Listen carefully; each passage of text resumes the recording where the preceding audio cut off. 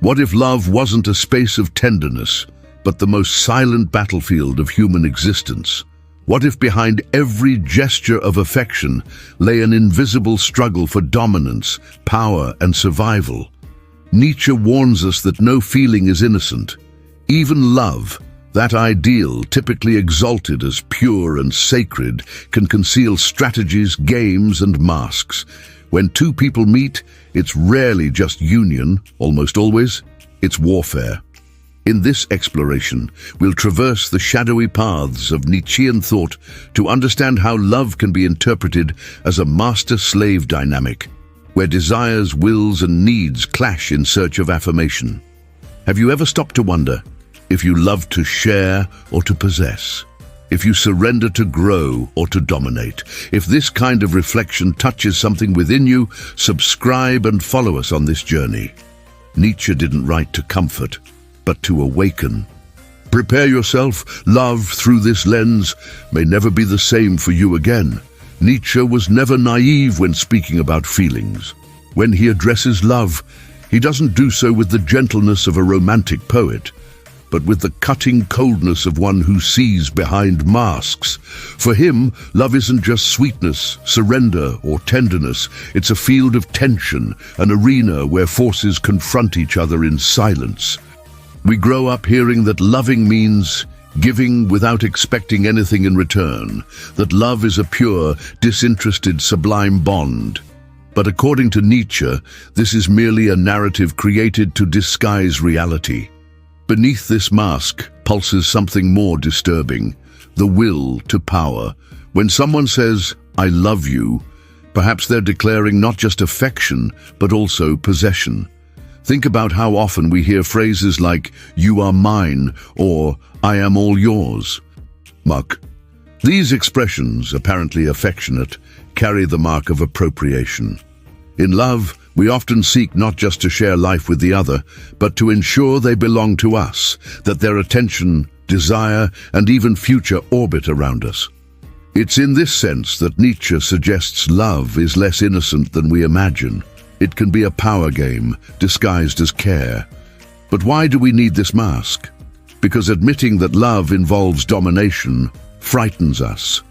It would be too cruel to think that even a passionate kiss might hide the desire to subjugate. So we prefer illusion. We create stories about soulmates, about destiny, about halves that complete each other. This romantic language functions as a veil covering the raw face of feeling, and for Nietzsche, whenever a veil is woven, there's also hidden fear. We love not just because we want the other, but because we fear being alone. Love thus becomes a mask to hide both our strength and our fragility. Imagine a couple at the beginning of their relationship. Everything is intensity, constant messages, promises of future, inflamed declarations. But slowly, subtle demands begin. Why didn't you respond faster? Who were you with? I thought you'd do this for me. These small frictions show that deep down, the relationship is no longer just encounter but dispute. Dispute for attention, for time, for priority.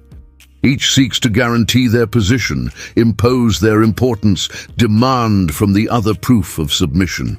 The love that seemed free now reveals its masked face. The master-slave game begins to insinuate itself.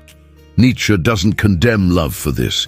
He simply invites us to see it without illusions. For him, life is struggle, conflict, pulsation of forces. Love isn't outside this game. It's one of the most intense arenas where the will to power manifests. And the curious thing is that this struggle isn't always explicit.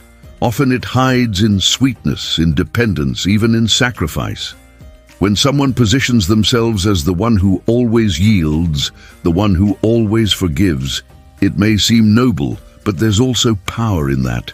The power to occupy the martyr's place, to make the other feel indebted. Think about maternal love, for example, celebrated as the purest of all. Even in it, Nietzsche sees a dimension of dominion. The mother who gives herself completely to her child can, without realizing, transform him into an extension of herself. love mixes with control, expectation, and desire for permanence. The child who doesn't correspond can be accused of ingratitude.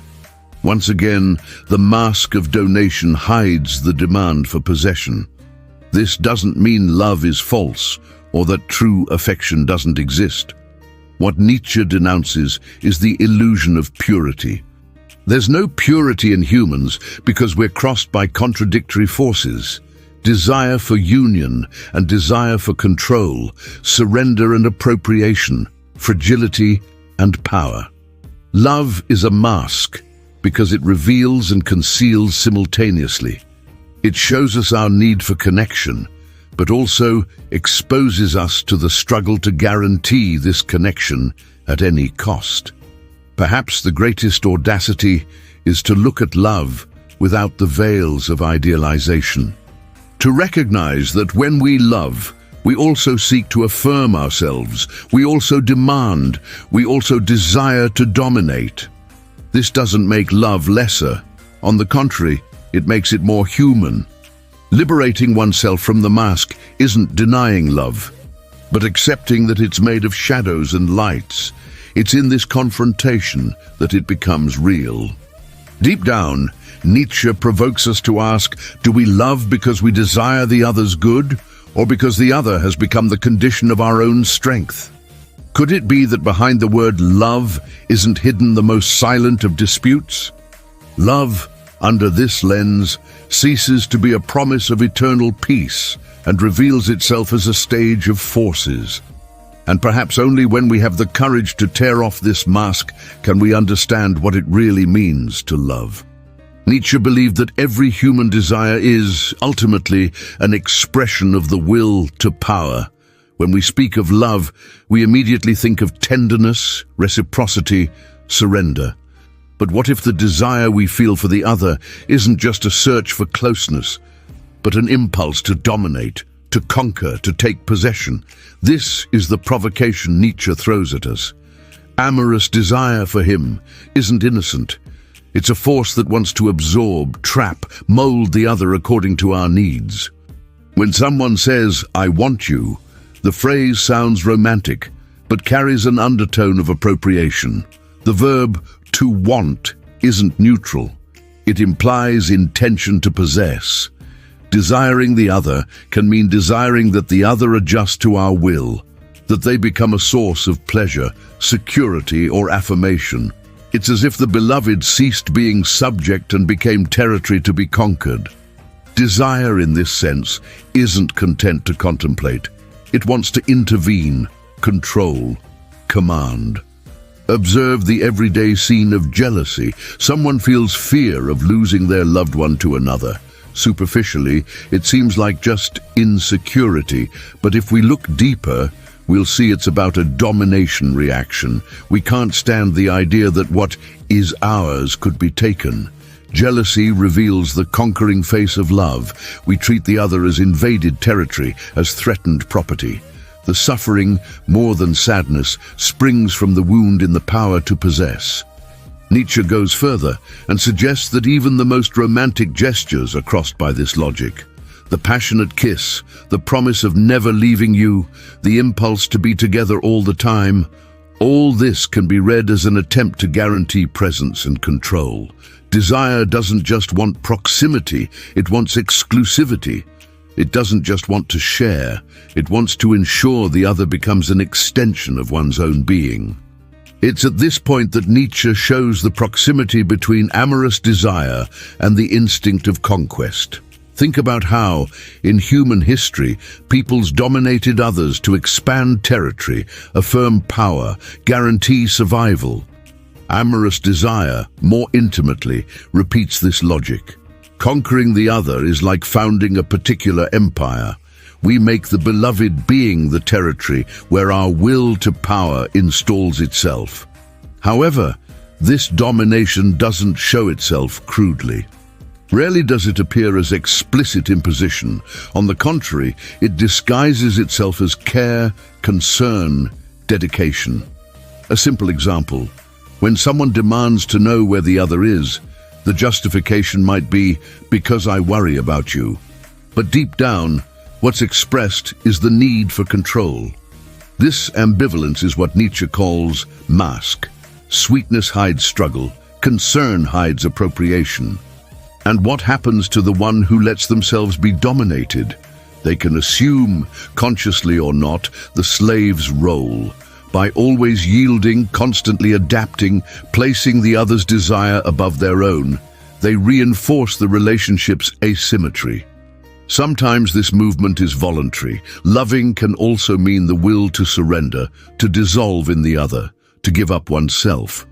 But even in this gesture of apparent renunciation, there's a hidden power game.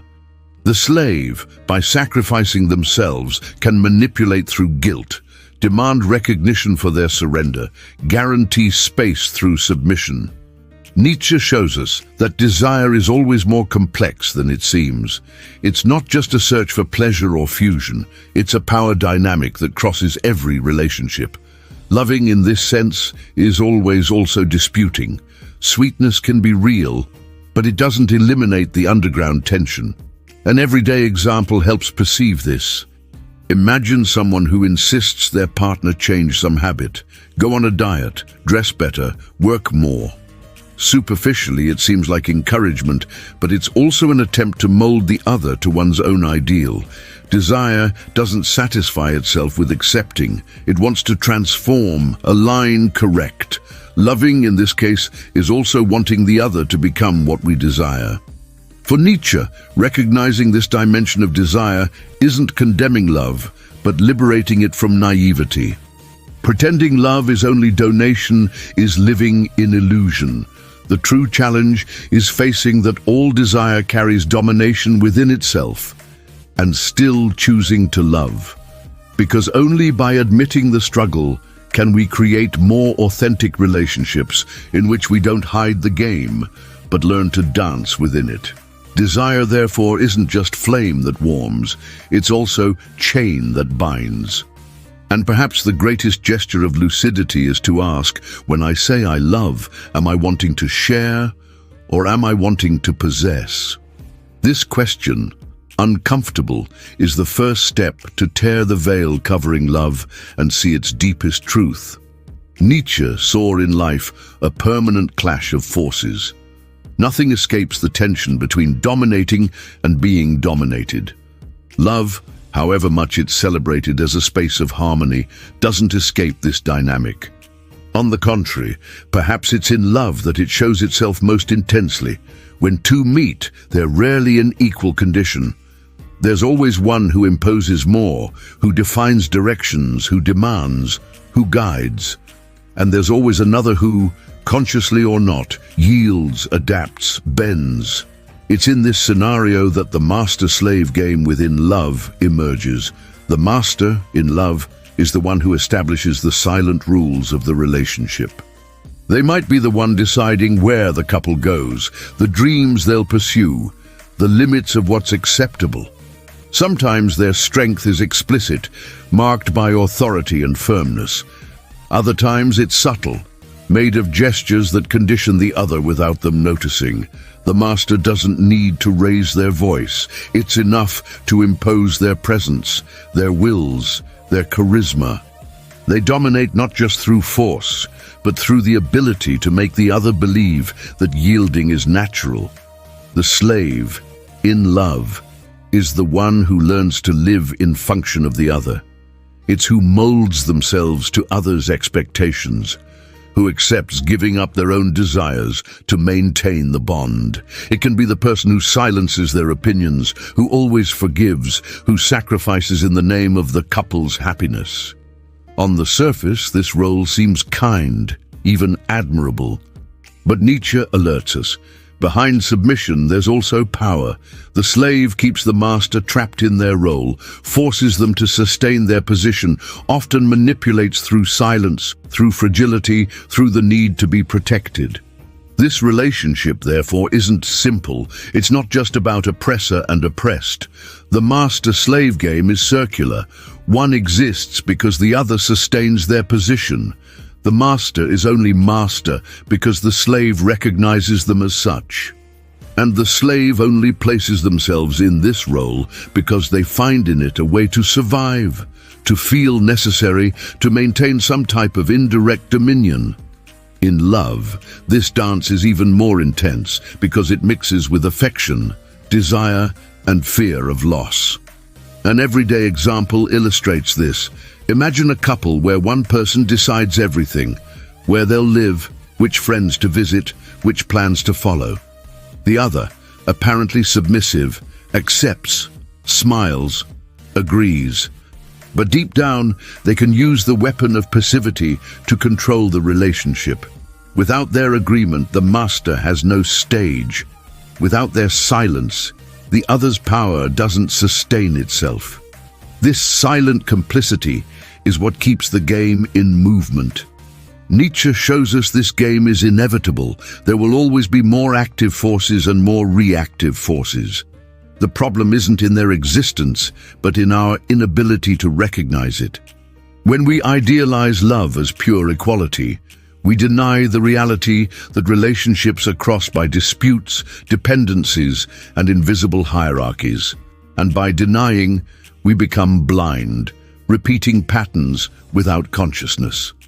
Another curious aspect is that in love, the roles of master and slave aren't fixed. They can invert over time. Today, one dominates. Tomorrow, the other assumes command. This oscillation keeps the bond alive, but also makes it unstable. At certain moments, we can be those who demand, control, mold. At others, those who yield, wait, obey. This alternation shows how the game is fluid, but never absent. Nietzsche doesn't invite us to reject the game, but to see it. Accept that love is crossed by forces that dispute space. Recognize that when we love, we can occupy the role of master or slave, and that both are ways of exercising power. The master dominates through affirmation, the slave through adaptation. Both need each other. The great question is, what do we do when we become conscious of this? Many prefer to remain in the illusion of equality, believing that true love doesn't know disputes. But Nietzsche would say that only those who face truth can actually create something new. Love, to not transform into prison, needs to be understood as this stage of forces. Only then do we stop being played by the game and begin to play with lucidity. Deep down, the Nietzschean question resonates. In the love we live, are we masters, slaves, or unconscious accomplices of this eternal game? Nietzsche didn't see love just as a game of forces and domination. For him, love is also revealing. It shows what we often try to hide from ourselves, our fragility. When we fall in love, we're not just taken by desire or will to power. We're also exposed in our needs, our fears, and above all, in the terror of solitude. Loving, in this sense, isn't just conquest of the other, but also confession of what we can't bear to be alone. If we observe attentively, we'll see that many relationships are born less from plenitude and more from lack. We seek in the other what we feel we don't possess. We seek in others' embraces the antidote against existence's emptiness. Nietzsche would say that behind love's exaltation often hides the difficulty of bearing life on one's own. Love thus becomes a cruel mirror. In it we reflect both our need for dominion and our most intimate vulnerability. How many times does someone surrender to a relationship not because they desire to create, but because they fear being alone? How many times do we accept less than we deserve, just to not face the silence of our own company? This movement reveals love's darkest part. It can be simultaneously force of affirmation and flight from oneself. When the other becomes a crutch, love ceases to be encounter and transforms into anesthesia. Nietzsche, speaking of weakness and resentment, shows us that much of our amorous choices is molded by fear. Fear of being rejected, fear of not being enough, fear of having no value. To not face these abysses, we prefer to bind ourselves to someone, even if this prison reduces us. We accept the slave's role because, paradoxically, submission seems less frightening than the freedom of being alone. An everyday example can illustrate this. Imagine someone who remains in a clearly unequal relationship, suffers, is devalued, but can't leave. When questioned, they say, "Better this than nothing." This phrase is a portrait of human fragility that Nietzsche so provoked to unveil. We love often less from greatness and more from necessity. The other becomes a mirror of our insufficiency. It's at this point that love can become dangerous. When we seek in the other confirmation that we're worth something, we give them the power to define our existence. The beloved's gaze becomes sentence. If they desire us, we feel we have value. If they reject us, we feel annihilated. This is how love can transform into tyranny, not just through active domination, but also through silent dependence. Nietzsche invites us to face this truth without masks. Love reveals that we're fragile beings, needy, marked by incompleteness. But at the same time, it challenges us not to cling to this fragility as destiny. Loving shouldn't be just seeking to compensate for emptiness, but affirming one's own potency to live, even facing solitude. Only when we bear being alone can we love without chains. This thought is hard because it forces us to look inward. Do we love because we choose or because we need? Do we surrender to the other as creative act or as flight from our own anguish? Nietzsche believed most people can't bear living without illusions. Therefore, they build the myth that love is completeness, that someone will come to save us. But this narrative is just a mask to not admit our own fragility before life. However, there's a path of overcoming. Recognizing we're fragile isn't remaining prisoners of this fragility. On the contrary, it's the first stage to transform it into strength. When we admit that loving is also revealing our vulnerability, we gain consciousness of the game, and from there, we can choose to love not just as need, but as affirmation. Love then ceases to be just a mirror of our insufficiency and becomes a stage of our creation.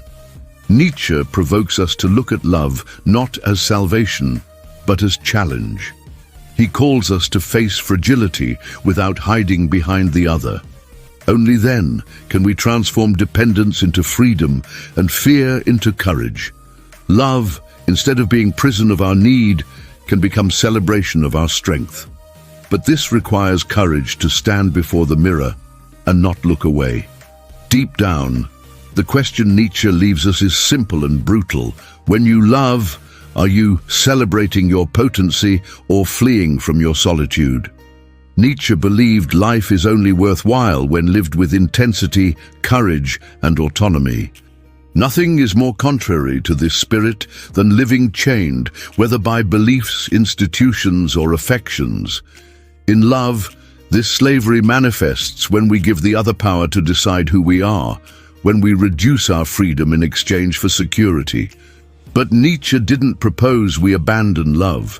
He called us to overcome slavery within it. Loving shouldn't mean submission, but affirmation. The first step is recognizing the game. Who doesn't see the master-slave dynamic inevitably ends up assuming one of these roles without realizing. When we believe love is just donation, that loving is losing oneself in the other, we're actually feeding an illusion that imprisons us. Nietzsche would say only those who face truth, that loving is also disputing, dominating, and resisting, can begin to transform this relationship into something freer.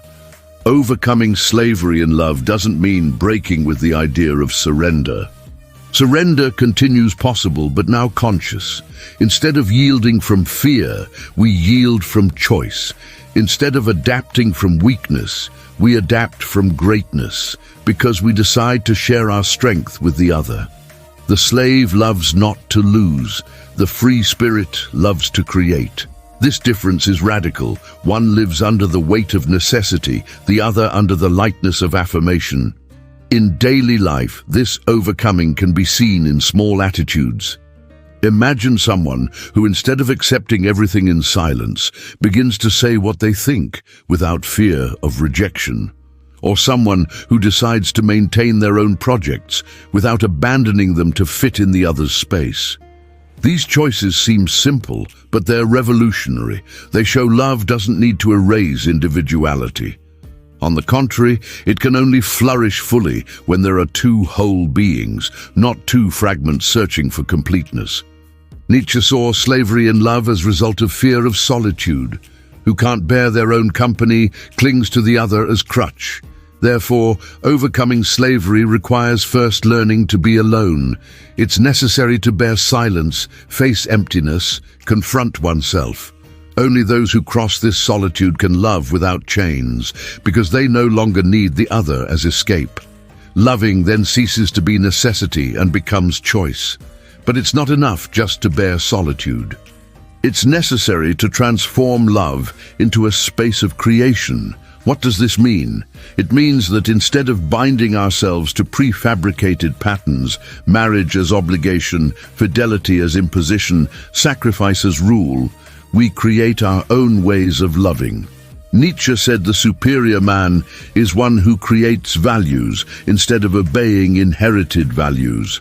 In love, this translates to the courage of inventing a form of bond that doesn't repeat the logic of servitude. This reinvention can be risky. It requires both to be willing to live without masks, without guarantees, without the illusion that the other will be eternal remedy against fear. It requires courage to see love as encounter between living forces, which can mutually affirm, but can also distance when they stop elevating each other. Loving, in this sense, isn't shackles, but dance. Nietzsche didn't believe in ready formulas for love. What he offers us is a call to lucidity, love without losing oneself, love without letting oneself be reduced to object, love without transforming surrender into submission. Love doesn't need to be prison. It can be the most intense space of freedom, provided we're capable of bearing its tensions. Overcoming slavery in love is, therefore, an act of courage. It's saying yes to life, even knowing love is unstable, imperfect, marked by disputes. It's assuming the risk of loving not from fear of losing, but from joy of creating. Love ceases to be necessity and becomes potency. And perhaps this is the only love worthy of Nietzsche, a love strong enough not to need chains. In the end, the question becomes unavoidable. Do you love to protect yourself or to affirm yourself? While love is flight, it will be prison. But when love becomes choice, it can finally be freedom. We arrive at the most radical point of Nietzschean vision, the possibility of loving without chains. Until now, we've seen how love can be mask, desire for domination, master-slave game, reflection of human fragility, and prison of dependence.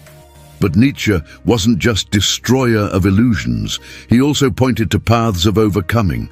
If life is will to power, the challenge is transforming this force into creation, not servitude. Love, therefore, can cease being prison to become a space of freedom. Loving without chains means, above all, not demanding the other complete us. The idea of soulmate is, for Nietzsche, a dangerous illusion, because it reduces us to half of an imaginary whole. Who seeks their own completeness in the other will always love from lack, necessity, need. This love inevitably becomes prison because it depends on possession. Loving without chains, conversely, is loving as one who is already whole, as one who shares abundance and not emptiness. In practice, this requires courage not to transform the other into property. It means looking at the beloved and recognizing them as autonomous force, free, creative, not as extension of oneself. It's easy to say, "I love you," and, in the same breath, try to mold the other to our desire. Difficult is loving without trying to imprison, without wanting to guarantee eternity, without demanding absolute exclusivity. Nietzsche provokes us to perceive that love only becomes great when it bears freedom. An example helps understand. Imagine a couple where both maintain their individual projects, their friends, their desires, not from coldness or detachment, but because they understand the bond isn't possession, but choice renewed each day. In this type of love, there's no need for chains, because the relationship isn't born from fear of loss, but from affirmation of presence. The other isn't crutch, but creation partner. Loving without chains is thus risking oneself in instability to gain intensity. Nietzsche said, "What is done from love always occurs beyond good and evil." This phrase shouldn't be understood as justification for abuse, but as liberation from fixed norms. Loving without chains is daring to create love that doesn't fit inherited rules, love that doesn't sustain itself through obligations, but through the strength of those who live it. It's being willing to face freedom's chaos, instead of clinging to submission's order. Of course, this path isn't easy. Most prefer the security of golden chains, eternal promises, defined roles, predictable expectations. Nietzsche, however, invites us to live love as tragedy and creation, where nothing is guaranteed, but everything is possible. Love without chains doesn't promise stability, but intensity. Doesn't promise peace, but potency. It doesn't save, but awakens. Loving thus is loving as life artists. Each gesture, each encounter, each silence becomes unique creation, not repetition of formulas. It's in this sense that Nietzsche speaks of transfiguration, transforming even the relationship's pain into growth fuel, even loss into affirmation force. Love then isn't prison that diminishes us, but force that expands us. This love requires maturity. Only those who already bore solitude can love without chains, because they no longer need the other as escape. Only those who already faced themselves in the mirror can offer the other not weight, but presence. Loving without chains is loving without fear the other will leave, because we know our life doesn't depend on them, but their presence intensifies it. Nietzsche, with his hardness, invites us to this leap. Live love as shared freedom, not disguised servitude. It's love that doesn't promise eternity, but affirms itself in the instant. It's love that doesn't need possession, because it sustains itself in choice. It's love that doesn't seek to complete, but to overflow. In the end, loving without chains is saying yes to life in its purest state. Unpredictable, tragic, intense, beautiful. It's risking to live without guarantees, because value lies in experience, not possession.